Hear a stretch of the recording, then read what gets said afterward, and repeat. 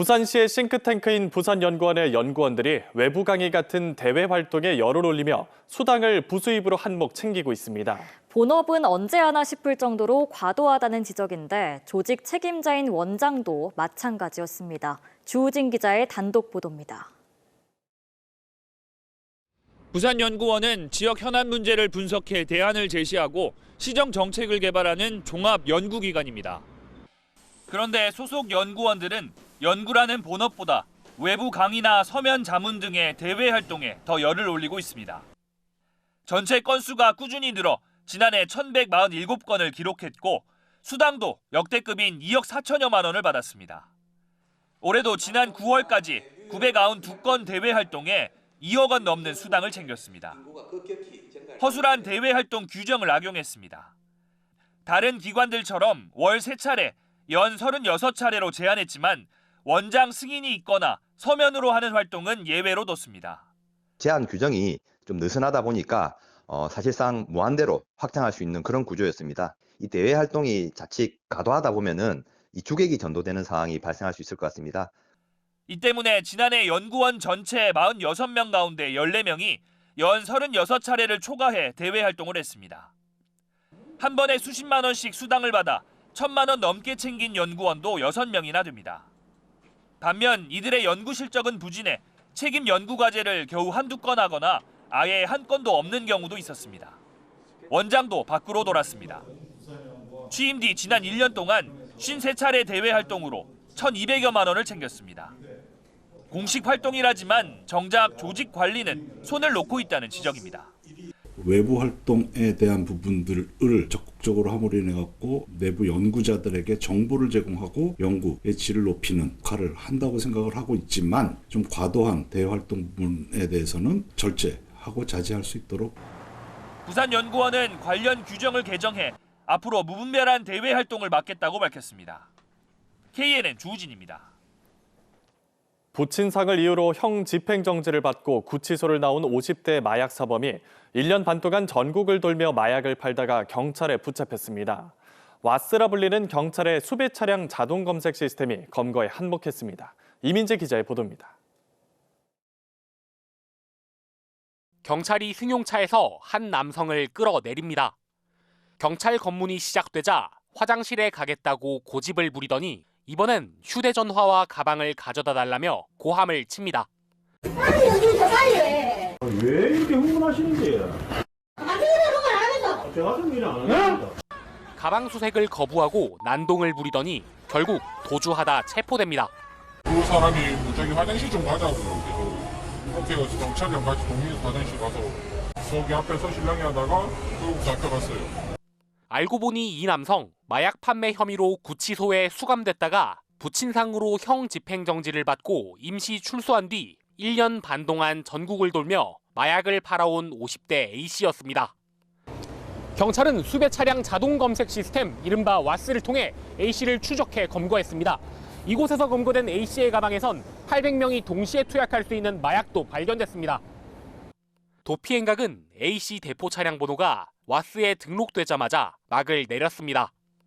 처음 발견된 곳에서 불과 20여 분 만에 붙잡혔습니다. 특정 지역을 통과를 하면 차량 번호가 자동으로 찍히는 시스템입니다. 특정 차량에 대해서 수배를 하면 경찰서에 통보되는 시스템이에요. 주요 도로로 나갈 수 있는 목을 차단하는 거죠. 검거 당시 A씨는 다른 사람의 신분증을 제시하며 도주를 시도하기도 했습니다. A씨를 넘겨받은 검찰은 여죄 수사와 함께 형 집행정지 사범 관리 전반을 살펴볼 계획입니다. KNN 이민재입니다. 차에서 간편하게 커피나 햄버거 등을 살 수 있는 드라이브스루 매장이 점차 늘고 있지만 관련 규제는 이를 따라가지 못하고 있습니다. 사실상 도로를 막고 돈을 벌고 있는데 정작 교통 영향평가 대상인 곳은 한 곳도 없습니다. 보도에 하영광 기자입니다. 부산의 한 드라이브스루 매장입니다. 매장을 빠져나오는 차량과 출근길 차량이 뒤엉킵니다. 뒷차들이 가다서다를 반복하며 일대 교통정체가 이어집니다. 차가 밀려가지고 직진하는데 좀 지장이 많아요. 그리고 또 이걸 옆으로 사선을 바꾸려면 접촉사고 우려도 있고 그래요. 드라이브스루 매장 안으로 진입하려는 차량들의 행렬이 이어지면서 도로 한켠에는 긴 줄이 생겼습니다. 명절이나 주말에는 30-40m가량 정체가 이어지기도 합니다. 부산의 드라이브스루 매장은 모두 64개. 업종의 특성상 대부분이 차량 통행이 많은 길목을 차지하고 있습니다. 하지만 면적이 작다 보니 교통흐름 변화와 안전도를 조사하는 교통영향평가 대상인 곳은 한 곳도 없습니다. 그나마 규모가 큰 8곳은 매년 교통유발 부담금을 내지만 많이 내는 곳은 100만 원, 적게 내는 곳은 9만 원에 불과합니다. 그것도 업주가 아닌 건물주가 납부합니다. 관련 규제가 드라이브스루 매장업을 구분하고 있지 않다는 것이 근본 원인으로 지목됩니다. 승차 구매점에 대한 명확한 법적 정의와 구체적인 규제 방안이 상위법에 마련되어 있지 않습니다. 적극적인 대정부 건의가 요구되는 사항입니다. 보행자 안전도 문제입니다. 서울시는 드라이브스루 안전계획을 수립해 볼라드와 점자블록 등을 필수 시설물로 지정했습니다. 하지만 부산시의 드라이브스루 안전조례는 권고에 그치고 있습니다. 부산시는 실태 조사 외에 현재 운영 중인 승차 구매점에 대해 가지고 좀 더 면밀하고 개선 방안까지 개별적으로 정부 수립을 해가지고 총보를 해줄 예정입니다. 변화하는 산업에 발맞춰 세분화된 규제와 안전 대책이 필요한 시점입니다. KNN 하영광입니다. 추위 속에서도 얼굴 없는 기부자들의 온정이 잇따르고 있습니다. 고물가로 경제 사정이 팍팍해지면서 기부도 움츠러들고 있지만 우리 사회 곳곳에 있는 기부 천사들의 온기는 여전히 따뜻하게 느껴지고 있습니다. 김민욱 기자가 취재했습니다. 경남 사회복지공동모금회 직원이 입구 구석에 숨겨진 종이 상자를 꺼냅니다. 상자 안에는 손편지와 5만 원권 현금 다발이 가득합니다. 이 상자는 익명의 기부자가 사회복지공동모금회 사무실 앞에 조용히 두고 간 겁니다. 손편지에는 1년 동안 넣었던 적금이라며 영세한 무료급식소에 사용되길 바란다고 적혀 있습니다. 배고픈 분들과 고독사가 없기를 바란다는 내용도 담겨 있습니다. 이 기부자는 지난 2017년 기부를 시작해 올해까지 17차례에 걸쳐 모두 6억 1천만 원을 기부했습니다. 이분께서는 기부하실 때마다 손편지와 함께 이제 성금을 저희한테 기부를 해주고 계시거든요. 근데 올해 같은 경우에는 이제 무료급식소 쪽으로. 경남 거창군 가조면 사무소에는 익명의 기부자 7명이 20kg 쌀 60포대와 라면 64상자, 300만 원 상당의 상품권을 두고 사라졌습니다. 이들은 40여 년 전 부모 세대 때부터 시작된 기부를 20여 년 전부터 이어오고 있는 것으로 알려졌습니다. 고물가의 경기 불황이 겹쳐 기부 한파도 이어지는 가운데 얼굴 없는 천사들의 온정은 한겨울 추위를 녹이고 있습니다. KNN 김민욱입니다. 경남 지역 상공계를 대표하는 창원상공회의소 회장에 무학그룹 최재호 회장이 선출됐습니다. 최 회장은 3년 전 첫 도전 이후 2번 만에 경선 없이 합의 추대됐습니다. 보도에 김거령 기자입니다. 최재호 무학그룹 회장이 경남 창원 상공회의소 회장에 뽑혔습니다. 새로 구성된 창원 상위 5대 의원들은 단독 출마한 최 회장 선출에 만장일치로 동의했습니다. 창원 상위 회장은 당연직으로 경남 상공회의소 협의회장도 함께 맡습니다. 경남 경제계를 대표하는 자리로 임기는 3년입니다. 헌신과 봉사를 강조한 최 회장은 지역 소멸을 막기 위한 동남권의 공동 노력도 다짐했습니다. 이 동남권이 하나의 핵심이 되어야 됩니다. 그래야만이 모든 지역 균형 발전의 중심이 될 거라고 저는 생각합니다. 고민을 함께 풀어낼 수 있는 그런 창원상회가 되고자 노력하겠습니다. 당초 이번 회장직엔 범한그룹 정영식 회장도 강한 도전 의지를 밝히면서 경선 가능성까지 점쳐졌습니다. 하지만 지난 5일 전현직 회장단 등으로 구성된 추대위원회의 최 회장 추대 의견을 정 회장이 수용하면서 합의 추대로 마무리됐습니다. 경선에 따른 후유증 우려에 공감한 겁니다. 최재호 회장 역시 3년 전 4대 회장 선출 당시 막판 사퇴로 한 차례 양보한 끝에 5대 회장에 올랐습니다. 지난 2008년 무학회장에 오른 최재호 회장은 2세 경영인입니다. 선친인 고 최희승 회장 역시 창원시 통합 이전 마산 상위회장을 맡은 바 있어 부자가 대를 이어 지역 상위회장을 맡는 진기록도 남기게 됐습니다. KNN 김건영입니다. 어젯밤 9시 반쯤 대구 부산고속도로 밀양대교에서 승용차와 트레일러 2대가 잇따라 부딪히는 3중 추돌 사고가 나 트레일러 운전자가 숨지고 승용차에 있던 2명이 다쳤습니다.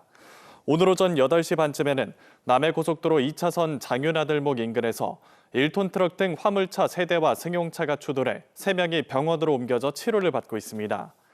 오늘 오전 9시쯤에는 창원시 진해구의 한 물류센터 앞에서 트레일러와 마을버스가 충돌해 버스 운전기사와 승객 등 모두 12명이 다쳐 치료를 받았습니다.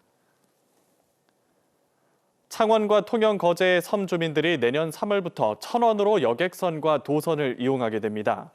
경남도는 섬 주민들의 해상교통 이동권 증진을 위한 1,000원 요금제를 내년 3월부터 시행해 창원과 통영, 거제의 51개 섬 주민 6,900여 명이 28개 항로의 여객선과 도선을 1,000원에 이용할 수 있다고 밝혔습니다. 오늘 강도영 해수부 장관 후보자 인사청문회에서 국내 최대 해운사인 HMM의 매각 사태와 부산 이전에 대한 KNN 보도와 관련해 집중 질의가 이어졌습니다. 안병길 의원은 해운업 발전을 위해 HMM 매각 계획을 다시 짜고 지역 균형 발전을 위해 본사를 부산으로 이전해야 한다고 강조했습니다. 강 후보자는 새우가 고래를 삼키는 승자의 저주가 일어나선 안 된다며 장관이 된다면 부산시와 정부 측 의견을 검토해 결정하겠다고 밝혔습니다. 경상국립대가 글로컬 대학 비전 선포식을 열었습니다. 오늘 열린 선포식에서 경상국립대는 글로컬 대학 사업에서 제시한 비전과 목표, 추진 전략 등을 공개하고 장기 발전 계획을 밝혔습니다. 경남에서 유일하게 글로컬 대학 사업에 선정된 경상국립대는 국가 5대 핵심 분야이자 경남도의 3대 주력 산업인 우주, 항공, 방산 분야의 글로컬 선도대학 비전을 제시했습니다. 더불어민주당 소속 경남 지역 총선 입후보 예정자들이 합동 기자회견을 가졌습니다. 민주당 입후보 예정자들은 내년 총선이 윤석열 정권의 총체적 부실을 심판하는 장이 될 것이라며 민주당이 승리해야 민생과 경제, 안보, 외교의 복원이 가능하다고 주장했습니다. 더불어민주당에서는 경남 16개 선거구 전역에 현역 의원 3명 등 모두 26명이 입후보 예정자로 거론되고 있습니다. BNK금융그룹이 2024년도 조직 개편과 경영진 인사를 단행했습니다. 이번 조직 개편에서는 종합금융그룹 도약을 위해 지주의 그룹 미래디지털 혁신부문을 신설하고 재무 전문성 확보를 위해 외부 재무관리 책임자를 발탁했습니다. 또한 금융사의 사회적 책임 이행을 위한 조직 확대와 내부 통제 기능 혁신을 위해 금융권 최초로 전 그룹사 안에 윤리경영부를 신설하고 회장 직속 지역상생발전위원회도 구성했습니다. 김해 시민들이 박완수 경남도지사와 대화하는 토크 콘서트가 열렸습니다. 김해 경남 콘텐츠 기업 지원센터에서 열린 토크 콘서트에서 김해 시민들은 부족한 의료시설 확충과 내년 김해 전국체전에 대한 지원, 비음산 터널 개통 등을 건의했습니다. 또 동북아 물류 플랫폼 구축을 위한 복합도시 조성 등 정책 제안도 이어졌습니다. 고진호 주식회사 퓨트로닉 회장이 신라대 명예 경영학 박사학위를 받았습니다. 고진호 회장은 자동차 전장 부품 제조업체인 주식회사 퓨트로닉을 설립해 매출의 90% 이상을 세계 시장에서 얻는 대표적인 수출 주도형 기업으로 성장시켰습니다. 또 모범적인 노사문화 정착과 지역사회 발전에 공헌한 점이 높은 평가를 받고 있습니다.